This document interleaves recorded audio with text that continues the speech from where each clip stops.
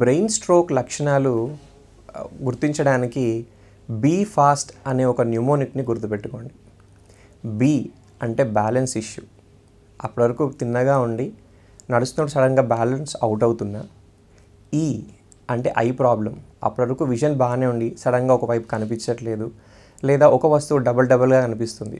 ఒక కన్ను మూసుకుంటే ఒకటి, కానీ రెండు కళ్ళు తెరిచి చూస్తే రెండుగా కనిపించడం అలా ఉన్నప్పుడు కానీ, లేదా ఎఫ్ అంటే ఫేషియల్ వీక్నెస్.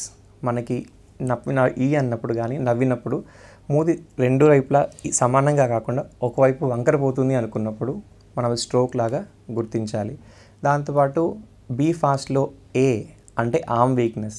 మనకి అప్పటి వరకు రెండు చేతుల పట్టు ఒకేలాగుండి ఒకవైపు సడన్గా వీక్ అవుతుంది అనుకున్నప్పుడు దాన్ని మనం స్ట్రోక్ లాగా భావించాలి. అలాగే ఎస్ అంటే స్పీచ్. మాట్లాడుతూ సడన్గా మాట తడబడుతుంది అట్లా అనుకున్నప్పుడు మనము అది స్ట్రోక్గా గమనించి గుర్తించి వెంటనే మనం అది హాస్పిటల్కి తీసుకెళ్ళాలి. సో ఈ బీ ఫాస్ట్ అండ్ న్యూమోనిక్ గుర్తుపెట్టుకోవడం వల్ల మనకి స్ట్రోక్ వచ్చింది అనేది వెంటనే గ్రహించి మనం as early as possible hospital తీసుకెళ్తే దానికి తగిన వైద్యం చేయడం వల్ల స్ట్రోక్ వల్ల వచ్చిన నష్టం నుంచి చాలా వరకు మనం రికవర్ అవ్వచ్చు.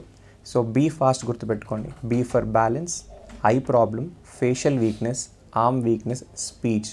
టీ అంటే ఈ సిమ్టమ్స్లో ఏదన్నా ఒకటి ఉంది అనుకుంటే it is the time to shift the hospital అన్నమాట.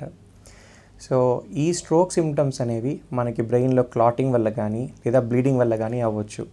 మనం వితిన్ 4.5 hours to 6 hours లోపు మన హాస్పిటల్ తీసుకెళ్తే మనం స్కాన్ చేసి చూసి అది క్లాట్ వలన బ్లీడ్ వలన నిర్ధారించి క్లాట్ అప్పుడప్పుడే ఫామ్ అవుతుంది అనుకుంటే కనుక ఆ క్లాట్ కరీయడానికి మనం మందులు ఇవ్వడం వల్ల అప్పటి వరకు వచ్చిన వీక్నెస్ అన్నింటిని కూడా మనం రివర్స్ చేయగలుగుతాం.